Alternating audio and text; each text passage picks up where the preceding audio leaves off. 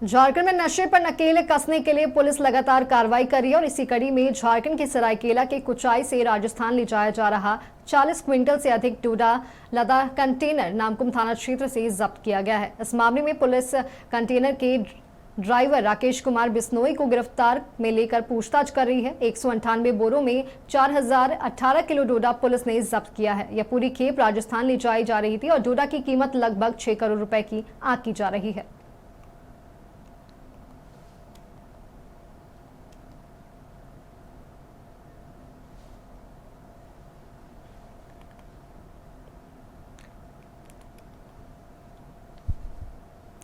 वहीं अधिक जानकारियों के साथ हमारे सहयोगी कमल कुमार हमारे साथ जुड़ चुके हैं। कमल, नशे के खिलाफ पुलिस लगातार कार्रवाई कर रही है और इसी कड़ी में आज 40 क्विंटल से अधिक डोडा लदा कंटेनर नामकुम थाना से जब्त किया गया है।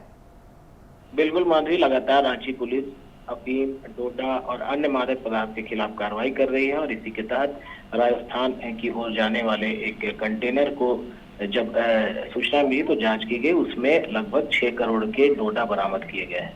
फिलहाल एक ड्राइवर जो था उसको गिरफ्तार किया गया है और उससे पूछताछ की जा रही है।